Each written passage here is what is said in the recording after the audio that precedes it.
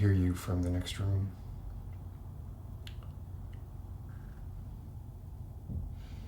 It sounded like you were having trouble sleeping.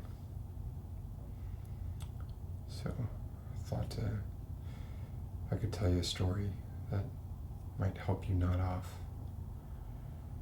Kind of like we used to when you were smaller. I don't think you're ever too old to revel in the company of someone you trust. So maybe I can just talk to you a bit, get a few things off my chest, and you can listen if you like, or you can just nod off. I don't have a specific agenda, but I do have a few things I'd like to say. So if I hear you start to snore, I'll let myself out. Yeah, you do. Let's not get into that. It's loud, too. Yeah. Anyway, I know you think I don't pay much attention, but I do notice your habits. You know I get home fairly late. Too late to spend much time with you.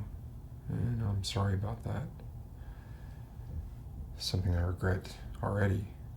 And I know as I grow older, I'm going to regret it more. But I still check on you, even though you don't usually know it. Sometimes you mumble a half-awake response, but usually I pop in, see that you're sleeping peacefully, and then I pop out just as quietly. I just need to be sure that you're okay. It's the thing that matters to me most in the world.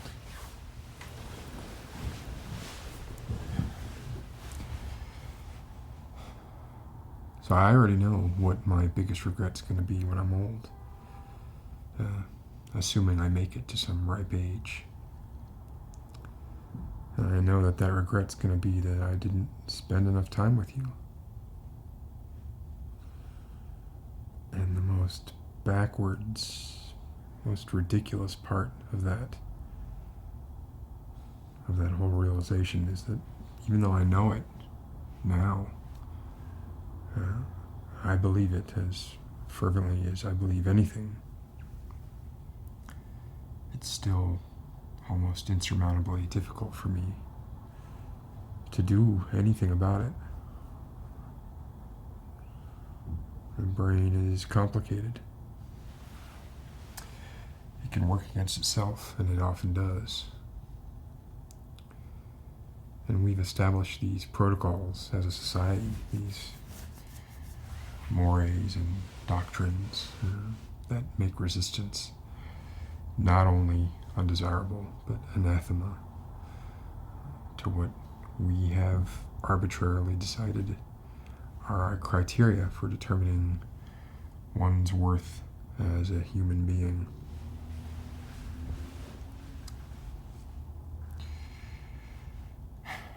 So why am I away so much?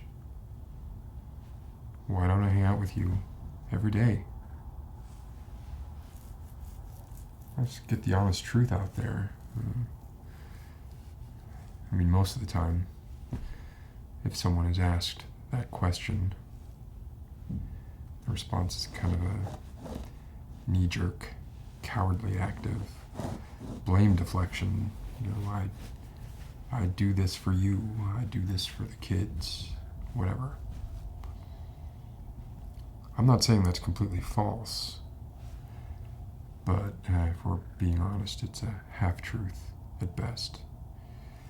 You choose your priorities. You choose what's important to you.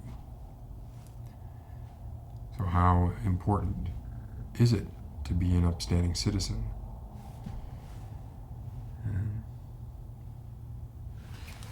Let's say that you're blessed enough to live in a democracy or any country that falls short of, let's say, anything but a dictatorship or totalitarianism.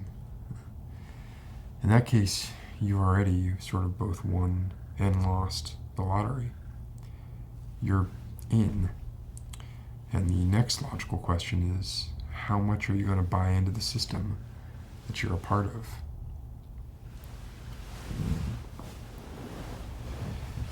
These delineating marks that will define your worth in the eyes of your peers. These marks that are made with the softest graphite and can be smudged and erased and redrawn at the drop of a hat. These marks that would mean nothing to an objective outsider. Someone who would likely find them, at the very least, ludicrous and, at the most, completely inhumane. I'm mixing my metaphors. I don't care.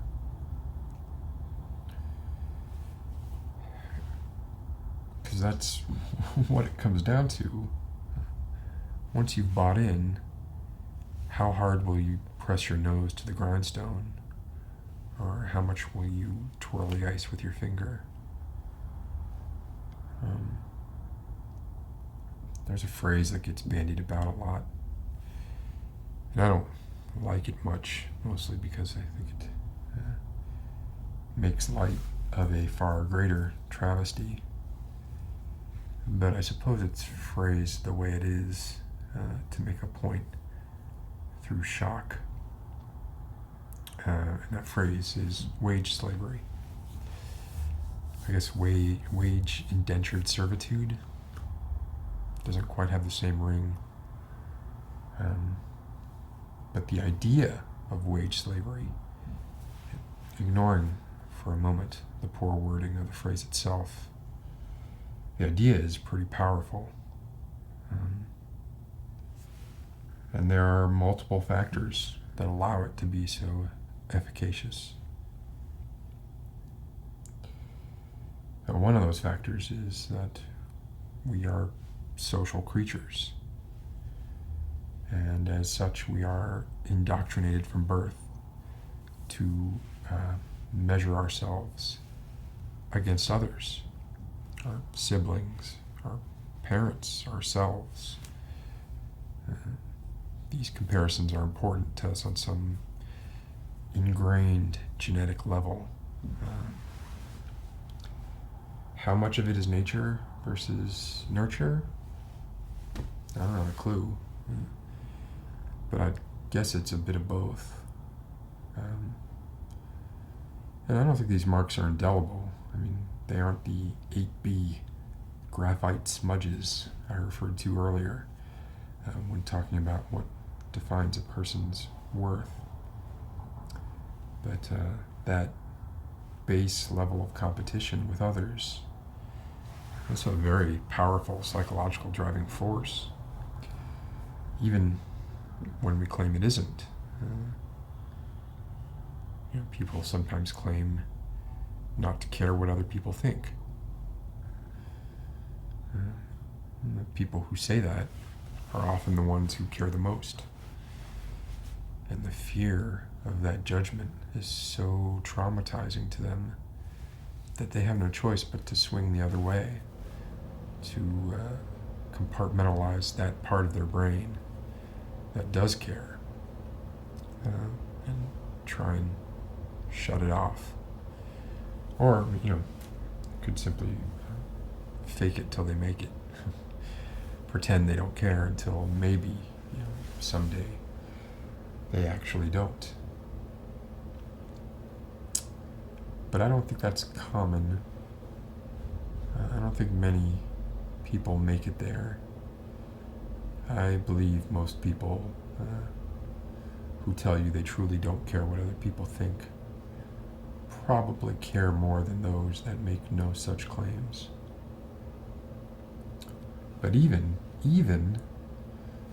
for the ones who actually have reached that state of enlightenment, the game is far from won, because unless their husbands, their wives, their parents, their children, relatives, other family members, any people that matter to them more than a Joe on the street, unless they are all of like minds, that person is still going to feel the pressure.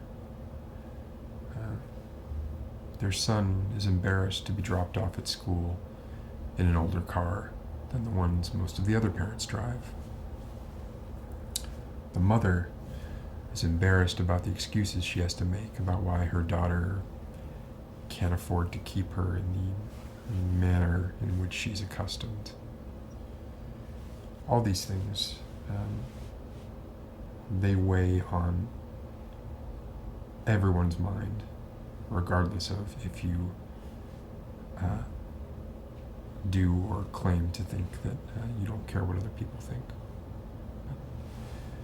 Regardless, we all have some level of drive that encourages us to try and outdo the other man. We mistakenly think we're living in a zero-sum game. And the system we propel through this psychosis, it needs that carrot. It encourages that carrot. It engenders it. Without it, we just create and produce enough to sustain. And we'd be comfortable. But countries, nations as entities, don't want to sustain. They want to grow. They want a surplus. They want to be able to round it up and fill the silos and the banks and the coffers of those driven enough to be in the positions where they can control said overflow. And there's a pretty typical flowchart of where that goes into their own pockets first, and then into the pockets of those who can best further their own agendas. Ironically enough, the people most likely to be in these positions with the highest potential for exploitation of others, they're the same people who have the largest deficit of internal worth. They are those who need the most external confirmation of who they are and what they are, because they have no innate values or moral barometer, which of course means they are often highly functioning sociopaths. This is not a new idea.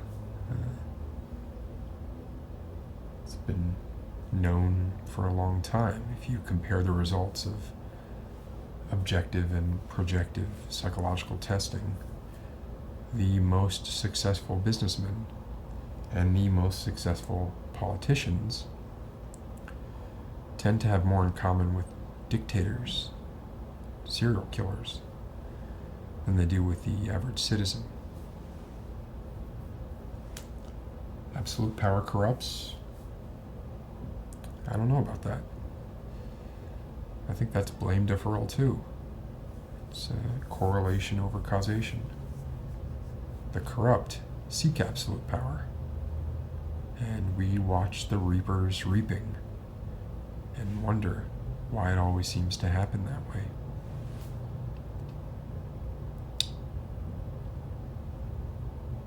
It doesn't need to be like that.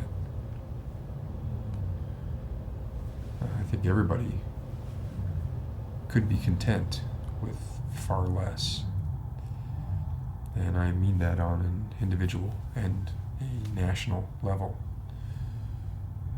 Survival no longer needs to be a competition. We're at the point where we choose to make it one.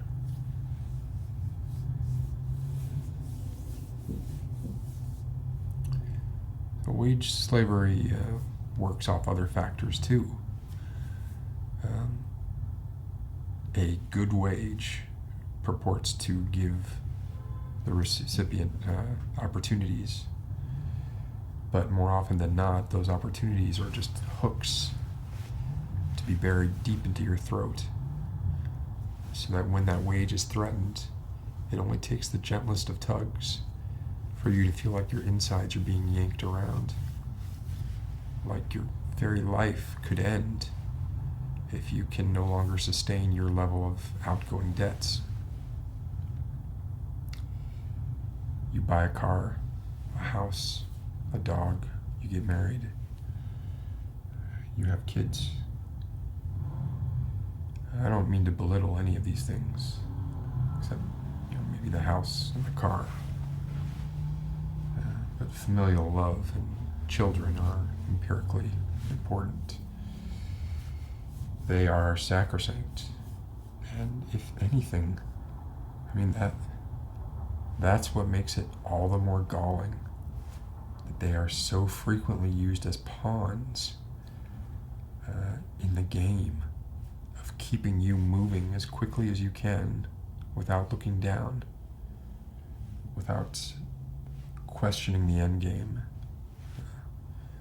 without noticing what you're passing along the way, without caring about anything except keeping that gravy train, however modest, trucking along until the day you drop dead. Good job. I am not a Republican. I am not a Democrat. If I had to be pegged,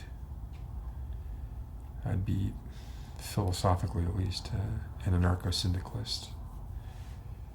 But I know my own limitations, and I know the difference between pragmatism and idealism.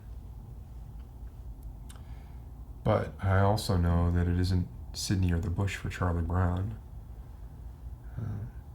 The false dichotomy is just another bugaboo that we have to combat if we ever want to see change.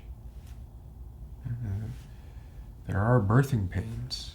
There are minor setbacks. There are temporary losses that often preclude us from ever seeing a thing through, breaking through to the long-term benefits. These are tough concepts for the masses to swallow, especially masses that you've already guaranteed work to, and you've made sure to work them, so they aren't exactly brimming with energy to devote to thinking about the system they labor under.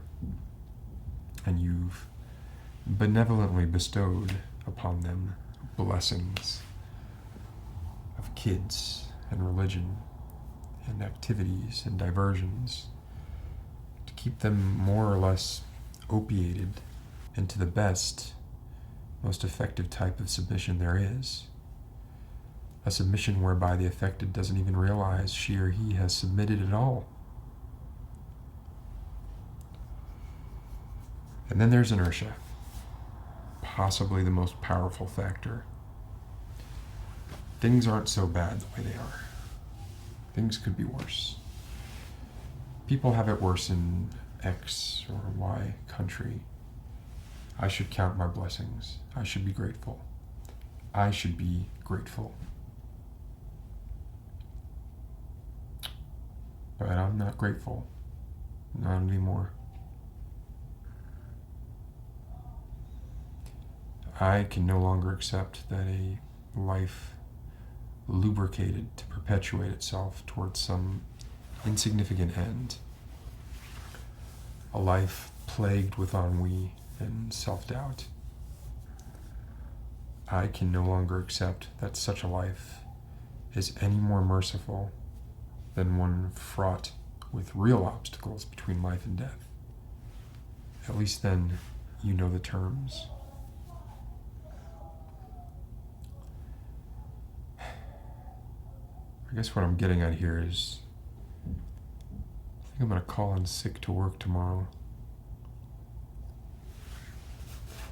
I'll have to find a way to condense all this down into a quick email.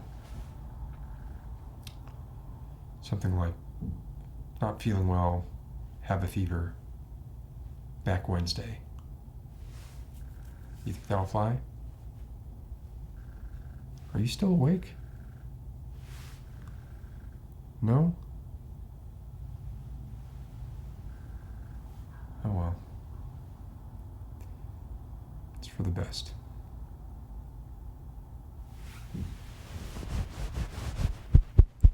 Good night.